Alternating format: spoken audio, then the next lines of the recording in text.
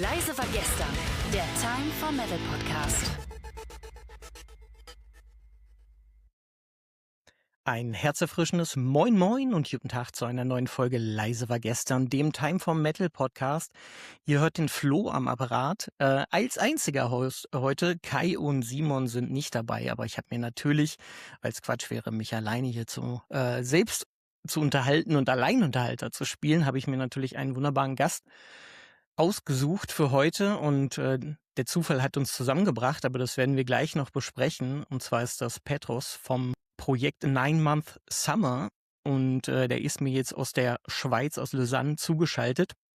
Da es besser ist für ihn, das Ganze auf Englisch zu machen, werde ich jetzt einfach mal auf Englisch das Ganze switchen. Hey Petros, welcome to Leise war gestern. Nice to see you. Hello everyone. Thanks for having me on the podcast. Before we talk a lot of music and a lot of 9 Month Summer, your solo project, we start with our typical thing we do in our podcast. It's called theme roulette or topic roulette, if you will. Ooh.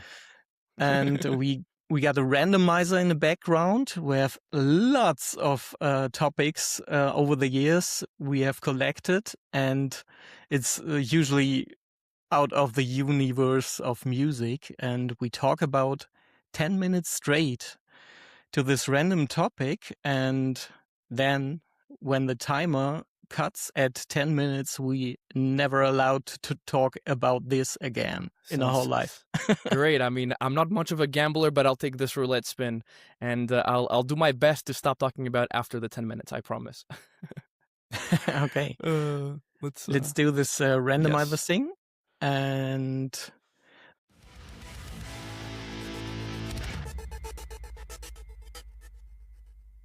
the first topic, it's a good one, I think. That's an easy one to start at our show.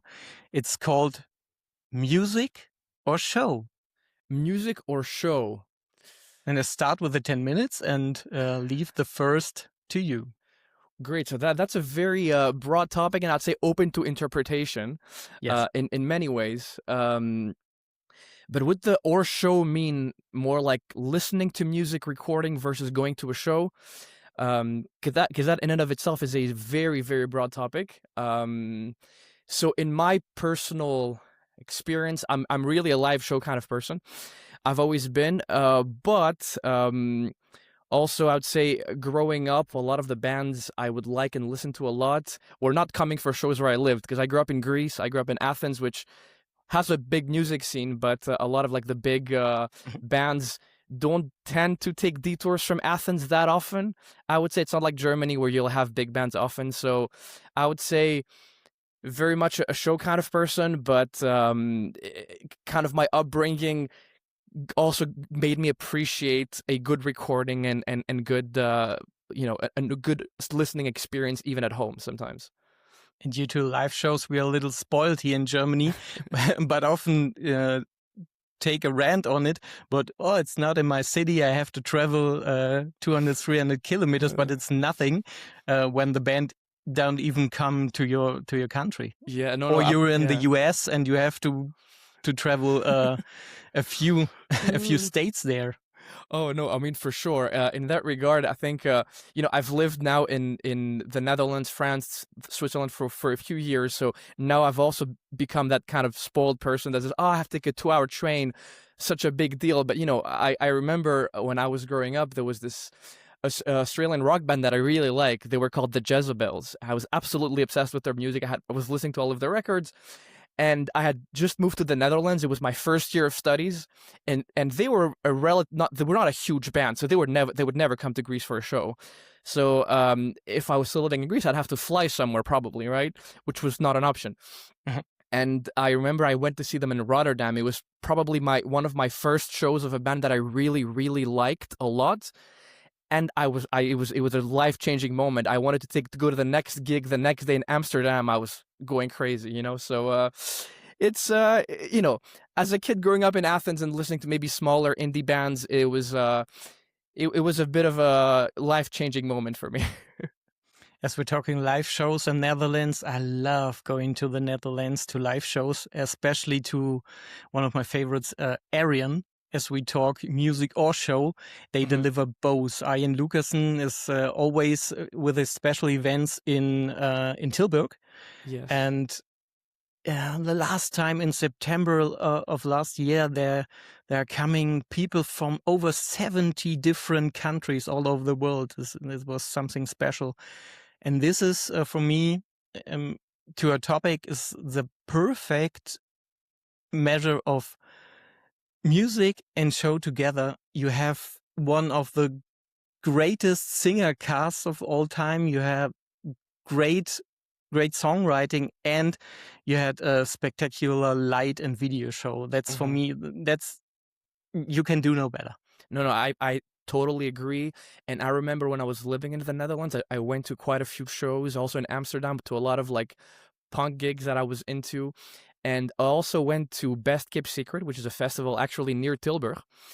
In the south, and it was the first time I saw Explosions in the Sky live. So as you can imagine, me as a post-rocker, it was also an amazing experience for me. So I had an amazing time there. I went to quite a few shows, and I have nothing but good things to say, for sure. I've never seen them live, but they put up a great show. I've seen it on YouTube. Yes, I can only recommend it. I mean, they are a legendary band for a reason, and I've seen them twice now, and it's really always a great show. You cannot go wrong with an Explosions of the Sky show, for sure. Yeah, I go to the back of my head, and there's something I realized due to the last years. I've started attending concerts about 25 years ago. And at that point, it was okay for me. I'm a big prog rock guy, and from that point on, it was okay for me to only hear the music. The guys from the band could wear street clothes in their performance, and when the music starts and it's perfectly deserved in this evening, it was okay for me. But then come guys like I mentioned, Arjen Lucassen or Steven Wilson. They put up a great show behind that. Why not both? No, I mean, no, for sure. I think, yeah, it is true that a lot of people who like sort of prog rock and post rock tend to listen to a lot of it just the records, because it's not the kind of music where, there's no lyrics, there's no vocals. So you maybe will not develop as strong of a connection with, let's say, the lyrical content of the music and the frontman, perhaps, which might not motivate people as much to go to shows. But I think the kind of experience of some of these music live, especially with a good light show, is absolutely, I think, amazing. There is I think you hit the nail on the head. There's still very much a reason to see that sort of stuff live and experience it yourself. Are you a person who sits at home and listens to music on your headphones and do nothing at all? Yes, it does happen to me. Actually, I'm the kind of person where I listen to music all the time. I can be working, I can be doing pretty much anything. I'm listening to music. I look at my statistics at the end of the year, via whether it's Spotify, Bandcamp, etc. I pretty much spend most of my day listening to music in one way or another, and with that, different genres depending on the mood, of course. But I will just sit on my couch, sip my cup of tea, and just listen to music. So that's one way to just really kind of enjoy it and listen to the music really in detail, I think. So we both live in the same world. I'm always saying I'm a little outside of that actual music scene with all that streaming and stuff, because I so much enjoy what you just mentioned.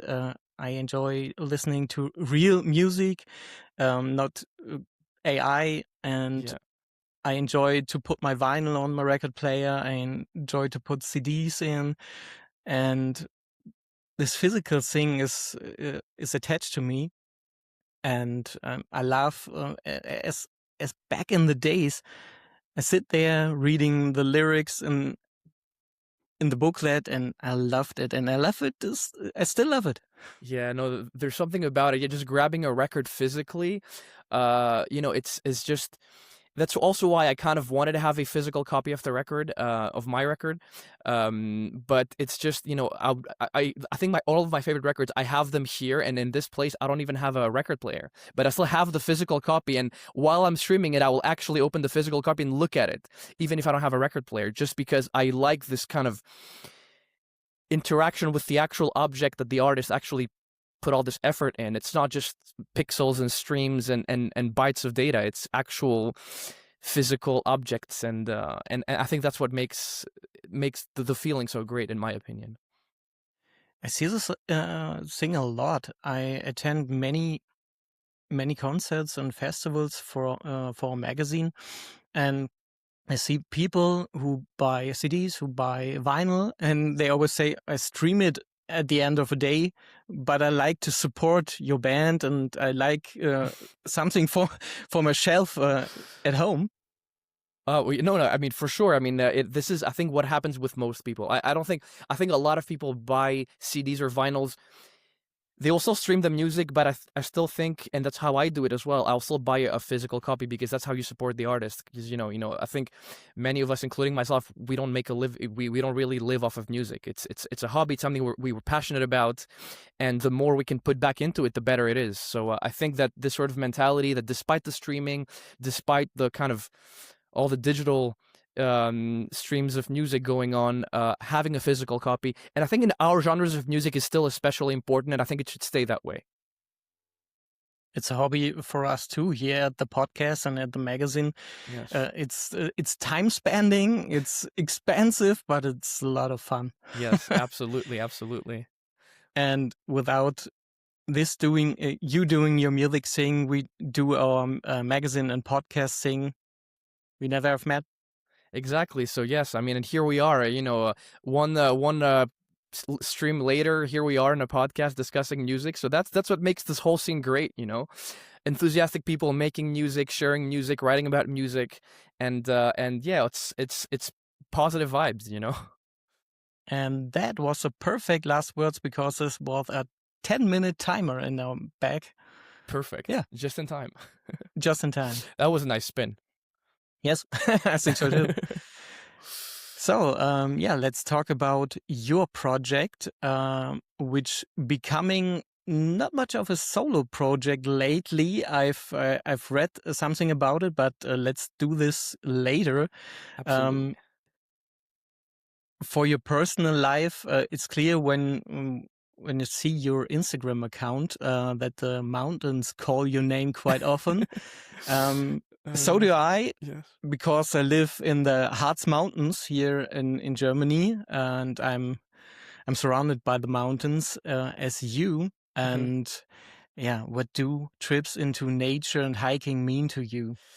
I mean, they actually mean a lot. So, mountains, and not just mountains, also nature in general, has been a big part of my life also growing up. And I think the theme of this record, I put a lot of like personal touches in it, and places that I've been to that have inspired my music, and a lot of them happen to be in the mountains. So that's kind of where this pattern begins. And I think especially here, the Swiss Alps, where I spent a lot of time, have been particularly important for me, because even in more difficult times emotionally, I kind of always found shelter there, and also always found kind of a place where I could exist, and kind of a little bit more disconnected from like the cities. And yeah, so it's been a big source of inspiration for me. I think being up there, the glaciers as well, which I'm absolutely fascinated by glaciers, which we have, unfortunately, not as many as we used to here in the Alps, but we still have some. And just seeing them and being on them is a tremendous experience that I would recommend people do at least once in their life. But yeah, it's kind of all of this mountain inspiration, and kind of mixed together with some personal stuff and personal experiences, pretty much. From now on, it's on my bucket list, because I never went to the Alps before. Look, it's always on my bucket list, and the glacier I've never seen.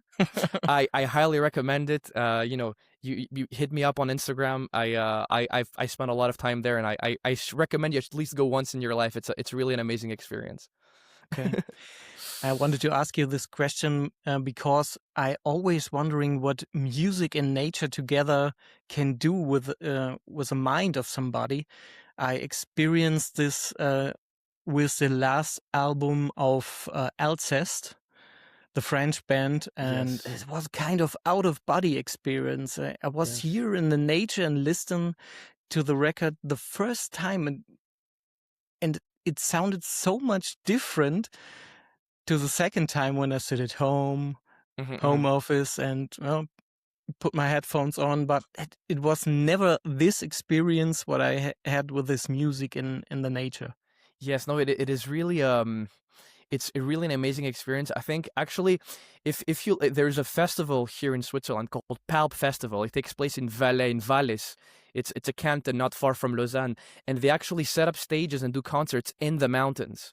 So it's I was there last year. It's just an amazing experience to see these bands perform in the mountains, surrounded by nature, and a lot of the bands that I really like. So I think experiencing some of this music when you're yourself in those situations where maybe some of it was inspired, I think, as you kind of alluded to, is a different experience.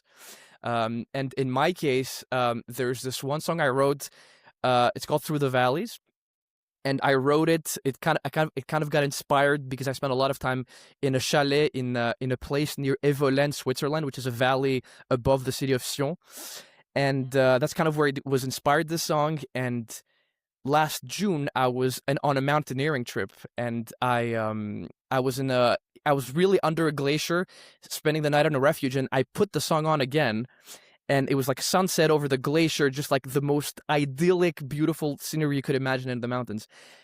And it hit me. I was like, yes, this is exactly what I wanted as a vibe, you know.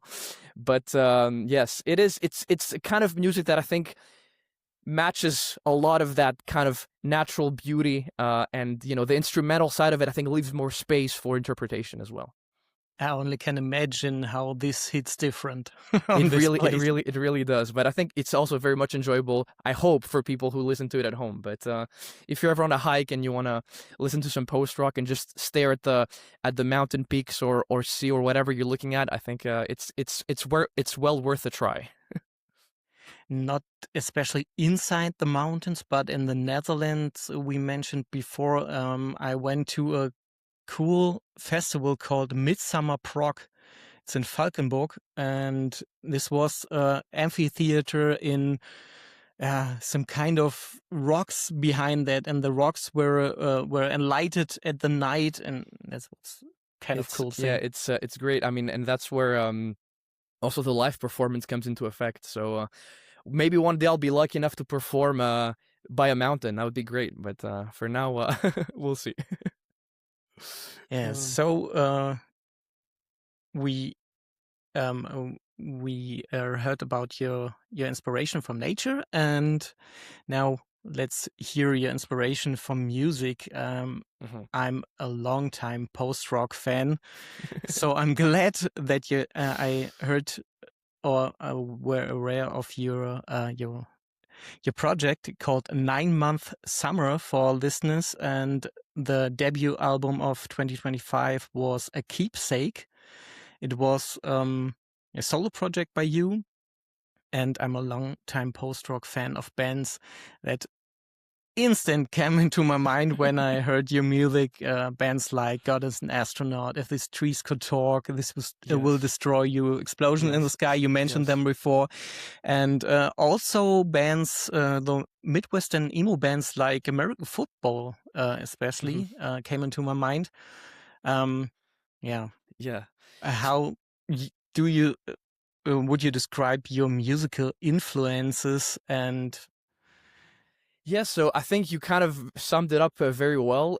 I grew up listening, I'm also a longtime post-rock fan, so I grew up listening to, Mogwai, Explosion in the Sky, God is an Astronaut, Sleep Makes Waves. All of these bands were a big influence on me historically. But, when I was in my 20s, I also kind of discovered Midwest emo and maybe more math rock music that also influenced me to a certain extent. But So it's kind of a blend of all of these, you know, a lot of Midwest emo, Asian American football, a band called Clever Girl, which I absolutely love. They only released one EP, but absolutely love their music. Also some of the math rock influences. A lot of that basically. I could mention, I think, many bands. I actually have a playlist on my Spotify with some of my influences, because some people have asked me, like, you know, what influenced you. So there are some examples there that that I think if listeners are interested, they can go in and take a look.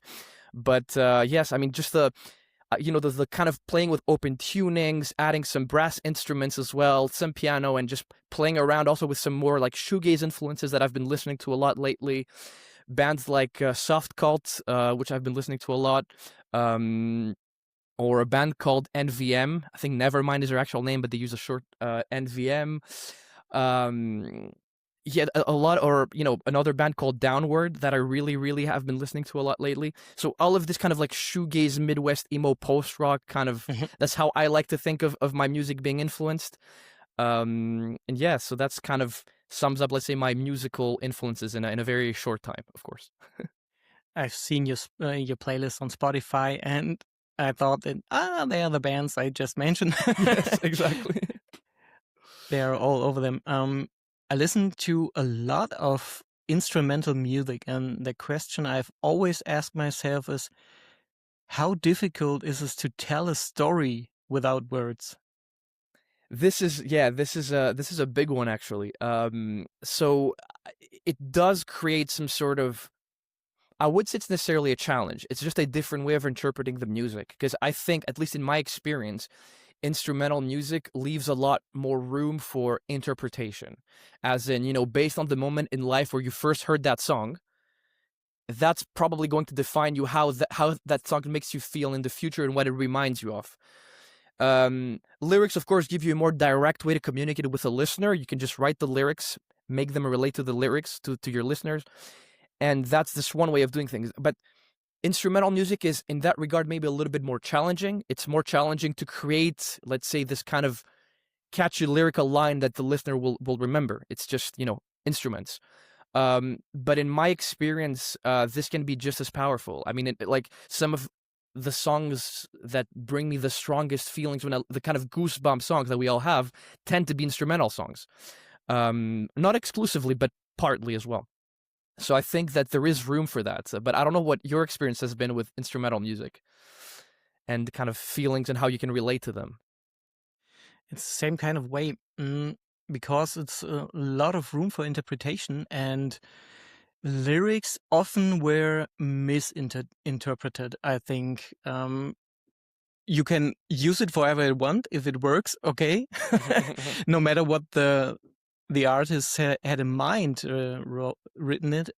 But I think I've never been on your social media before. I've never heard about your project before. And I listened to the music, and I thought to myself, this is a nature guy or a nature band or nature whatever. Yes. I was feeling the nature experience without words. Mm-hmm. So it works. Exactly. I mean, that's always the question that comes to my mind: how it works.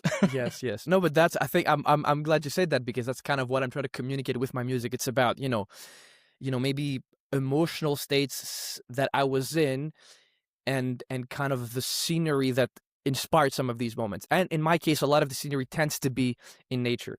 But yeah, it's that's kind of the message. And I think the fact that this happens is, to me at least, good news that, okay, like maybe this message does come across even without lyrics. That's a clear point. One of my favorite songs of the record was also a single. It was a postcard from Antigone. Yes. Can you tell us a bit more about the background of the song? Yes. So that's it's a bit of a, like, let's say, personal story. Actually, it's a very much a personal story. So Antigone is the Greek name of so in Greek it's Adigoni. It's the Greek name of an island off the coast of Istanbul in Turkey, where my mom and grandma grew up, basically. And this song was inspired because my grandma, of course, passed a few years ago, and that place was very important to her and also to my mother. So it's kind of like a very it's a tiny little island. If people have visited it, they'll know it's a very special place. It's a very unique place in Turkey, and it was kind of a memory from the place. I haven't been there many times, but I know my mother and my grandma who grew up there have, let's say, memories of that place. So it's kind of hence the postcard from. It's kind of like receiving all of these stories from my mom and my grandma telling me about these places without having actually lived it myself, and trying to sort of like put it into a musical atmosphere somehow. This kind of like, the kind of the stories, the memories, the grief, all of it kind of in one song, pretty much. So this is next good news. The nature thing transported to me. Also, I knew nothing about it, and this song felt very personal. I felt it in some kind of way. Yeah, it really is my favorite song. It really is, and it is a personal song, and a song that it actually took me a while to write because I was going back and forth. I wasn't sure about the melodies, and I kind of struggled myself with like, finishing off the song. It's kind of the ones that took me a little bit, let's say, longer to finish off. But it's also kind of a way to remember back, in this case, my grandmother's legacy, and I think it's really an important song for me as well. So I'm glad you liked it. Okay, let's talk about the songwriting process. Mm-hmm. I'm a huge fan of Billie Eilish, and at the start of her career, she wrote her songs at home in her room and recorded it there too. And I read an interview with you on the Reverb Dream, Mm-hmm. and I read that you did the same thing on a keepsake, like a bedroom guitar player, let's say. Yes. Can you outline the songwriting process? Yes, absolutely. So first of all, shout out to Mark from Reverb Dream. We did an amazing interview together. So if you like post-rock and want to follow the Swiss scene, I highly recommend. Now, in the case of like in terms of songwriting, it was very much that. I mean, I was on my own, right, and I had all of these ideas and things, and I was at a point where I wanted to write this, and I'm like, okay, I guess I'll have to do it myself. So I just grabbed my guitar, I plugged it into my DI box, and I would, I just started recording plain stuff, looping stuff, just writing and writing and writing. My room turned into a pedal board minefield almost. I had to step over pedals. There's like basses left and right, and guitars. And that was pretty much the recording process. I mean, just writing guitars after guitars. I had a producer I was working with called Joey Demers. He's a really talented guy. He really helped me a lot. So, of course, I wrote, the guitars and stuff, but he really helped me with putting together all of it into an actual record. So I probably wouldn't have done it without him. So it also, if there's people out there who are saying, oh, how could I do it? Nowadays, I think even app sims have come a really long way. You don't need a very expensive setup to record actually a decent sounding album, I think. So you can very much just do it in your room with the help of someone that kind of can guide you through the producing steps. You can actually kind of release something decent. And if I managed it, I'm pretty sure a lot of other people out there can as well. But it's the first post-rock rule: get as many pedals as you can, or? Absolutely, yes. I mean, or plugins on Cubase or whatever you're using as a recording software. But yes, I mean, I could geek on about pedals. I have a few, of course. We all have developed this addiction over the years. Those of us who play guitar and play post-rock music. But yes, I had a lot of pedals laying around, and yeah, of course. I love gear talk a lot. Once I saw Rick run down with the Kinsella brothers of God is an Astronaut, and oh my god, damn, they have a pedal board as big as the whole scene there. Oh no, for sure. Some of these post-rock gigs, I think I have like, I don't know, 7 or 8 different photos where I just literally walk up on stage and literally just take photos of pedal boards, just to try to like see, oh, okay, what is he putting first? Like, is he using a switcher? It's just a whole science at this point. You name it. Yeah. So you wrote a keepsake on your own, but I also read you're currently in the middle of a process to start out a band. Yes. Can you tell us what this this is about. Yeah, of course. So maybe I should probably give a little bit of context as to why I did it solo to begin with. Mhm. I would say, I think a lot of us in different parts of our lives, like in my case, a time came around and I thought, okay, now is the time I want to do music. I want to write music because I've been playing music, also playing in different bands over the years, but sometimes I just, you just want to do stuff. And I think doing it solo can be both a blessing and a curse. The blessing part is the fact that you control 100% of what you do and you can just move forward at your own pace and just do stuff. You don't have to wait for other people. So initially I released it solo mostly because I just want to move the project forward. Mhm. But then of course I have a lot of friends now and I want to prepare the live shows. We started preparing the live shows together and it's shaping up quite nicely. And so I have quite a few friends joining me. So Martim Lisboa is one of them. So he's a very talented musician. He plays saxophone, he plays bass, he plays pretty much every instrument you give him. So he'll be joining us. I have two friends of mine from Greece who actually live in Switzerland. So Kimon and Manu Karapetsis, who I actually knew from Greece that now live in Switzerland as well. So they'll be playing guitar. And we have Ainesh Dash, who's a drummer. He's a friend of ours as well. So we kind of put together this band, and now it's becoming a lot less just about me, because I never wanted the project to be just about me. Of course, the first record was my kind of solo record, but I really wanted to make this grow into a kind of group project and have other people kind of give their own musical input as well. So for all you lonely bedroom guitarists, there is hope. There absolutely is. For starting a band. Yes. There absolutely is, yes. Yeah, let's do another seam roulette. Oh, let's do it. Spin the wheel. Spin the wheel. Spin the wheel. Slow. Okay, I spin the wheel.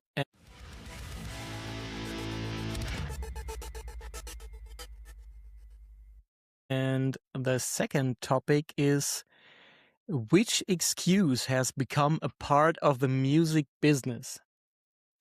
Ooh, that's an interesting one.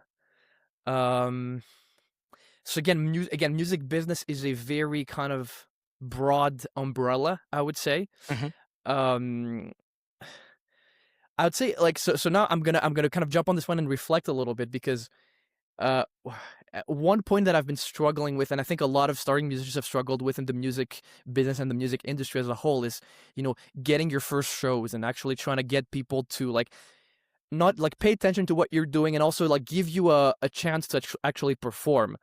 And I think the music business, there's a lot of, you will send thousands of emails, never get a reply. That's kind of part of the, I guess, of how the music business is. And I would say the worst excuse is like actually not getting an excuse at all. Because oftentimes as a starting musician, you just get ghosted. You just never get a reply. You can try again and try again. Eventually, maybe you get a reply. But I think that's a point that I think many independent musicians like myself, who are just starting with their project and trying to like put their music out there, we tend to struggle with a lot, because you can be as motivated as you want. If you're kind of new to the scene, maybe you don't know as many people, you will start hitting some walls, which might feel a little bit frustrating at the beginning. It's a good and a bad thing at the same point, because you can do music on your own very easily today. You have computers, you have amp sims, you have all that stuff, but everyone can do this and can upload this on streaming service. And that's a problem. You're right. And You're also right. AI music is coming into that. Yes. That's a problem. It is a problem. Actually, you kind of have a very important point. So there's a balance. I feel like at least what helped me is actually going and talking to people in person. And I think that's something that kind of changes the setting a little bit, because if you're just an online artist, as you said, there's so many of them. I'm sure that people, whether it's bookers, venues, you get inundated with emails, and I understand that. So what worked for me is actually going and actually supporting local music. I think this is the most important lesson I've learned also before this project, but especially with this project, is support local music. Like go out there, go to the local shows, meet people, see the local bands, talk to people. That's how kind of music flourishes. It's not by just like throwing like music on a streaming service, doing everything online, and trying to like do everything on social media. Of course, social media is important, but go to local shows, talk to people, connect with local musicians, and that's what's gonna eventually help you maybe get your first shows as an independent musician. Sorry. And there we have the biggest excuse. I talk to you, our listeners, and I see all the fans all over the place. They're ranting on the prices of big shows from big rock or heavy metal bands all over the world, and the prices are insane during the last couple of years since the COVID started. But you have to go to this local shows and support the underground. This is something that we have written on our flags at Time for Metal magazine. Support fucking underground, because when you're not able to spend 20 something on an underground show, an underground local show, they're never gonna be headliners of the future. No, absolutely. I wholeheartedly agree with you. And I think this is a trap that a lot of people fall into, where they'll stream and stuff, and they'll listen to music. But I think it's really important for people to keep in mind where their music actually comes from, and in my case, I've really like made an effort to like listen to as much local music as I can, not just because it's really good music, but also because, this is what's going to help these bands move forward, whether it's professional musically. So, I cannot agree with you more. I actually also made a playlist, which is also, I put on my Spotify, which is called Swiss Post. This is literally post-rock bands and post-metal bands in Switzerland, so really local bands. So I think this kind of culture of like supporting local bands, going to the local show, buying a record from these local bands is really what makes a difference for us, because otherwise I think a lot of us, we don't make that much money from our day jobs. So we have to support this somehow. So yes, I couldn't agree more. Thank you for bringing it up, Flo. I appreciate it. I'm so going to listen to this playlist, because I hardly don't know much any bands from Switzerland. There are a few metal bands I know, but in fact, no post-rock bands I know. Yeah, no, there's quite a few post-rock and post-metal bands around here, and I could name a few: Leech, Umora, another band from Lausanne called Calcash. They also add some like French spoken word stuff. There's a lot of cool stuff going on, which is why I'm happy to be part of this scene, which I'm still only discovering because I'm rather new to it. But yes, if you want to listen to Swiss post-rock and post-metal, take a look. Sounds good. I've a widespread genres of hard rock and metal music also here in my collection. And what I really love about, as you said, the local underground shows is not especially that they're the best they ever were, but it's a feeling. Yeah. You stand inside a crowd of 50 people, it's sweating, it's always, I listen to a lot of death metal stuff here in the local area, and they always turn on their real amps, not the PA, because often there is no PA. It's a real old school style mic up an old Marshall amp and crank it up to 11. Absolutely, but that's of course, if people are used to like the perfectly produced shows and stuff, but this kind of like imperfection is part of what makes it charming, like I won't have to put on my earplugs, and even then, like I want to feel it, Yes. I want to feel the vibration of those big bass cabs shaking the walls. It's part of the experience. Feeling it in the stomach and flattering your trousers. Absolutely, yes. After a couple of pints, that's what it's all about. So I still think that that's kind of the roots of, especially, I mean, most genres of music. So I think people who complain about shows being expensive, support your local bands first, and it will make things a lot easier for those bands to make it out there. Big benefit out of it is you can buy a beer for €2 and not for 8, 9, 10 something in the big stadiums. Yeah, for sure. But yeah, like I live in Switzerland, so maybe our budgeting is a little bit different. Yeah. But yeah, so yeah, I agree that it's still gonna be cheaper than going to and then overpaying for a beer at a massive stadium show for sure. There's one excuse one of my favorite singers mentioned. It's Einar Solberg from Leprous. He mentioned that he often sees cancellations due to trivial illnesses. Hmm. He says, yeah, okay, when you're down to something, okay, when you really can't put on a show, don't do it. But he often, he stated it on Instagram, he often sees cancellation due to trivial illnesses. Yeah. Have you seen this problem before, that somebody says, oh, okay, I have a little minor flu and I don't go to put on a show today? Yeah, it happened to me, and I've mostly been on the receiving end of having gigs that I wanted to go to being canceled. But I think the trivial illness is a bit of a broad term. I mean, we're saying this now, but we have our first show planned in Zurich on the 12th of May. And actually, the bass player and saxophone player is currently at the hospital with a bad knee injury, for example, right? We probably won't have to cancel that, but it's a bit. So right now, you kind of hit where it hurts, but that's no, not trivial illnesses. I would argue really it is not. stuff. It's not a simple flu. So, Martin, if you're listening to this, we're with you. Get well soon, and we're looking forward to having you on the show. But yeah, no. It also depends if it's your vocalist and they have a flu and they cannot sing. It's a big debate. Do you go forward with the show knowing that the quality of the show will be severely diminished because of like vocal ranges being strained? But yeah, if it's just a simple flu or something, yeah, like come on. If people are making the effort to like pay for your show and come from a different city, yeah, if it's just a minor inconvenience, power through it, get some painkillers, play the show, I would say. Yes. But again, this is very tricky. You get your money for the show back, but always you Yeah. travel from far away, you book a hotel and something, and you never get that money back. It actually there was a big issue. So there was this Linkin Park concert here in Switzerland, which actually But I have yes. to interrupt you because sorry. it was the timer, and that is Damn it. the rules at our podcast. When 10 minutes are over, I have to Yes. interrupt you. Perfect. I'll take it.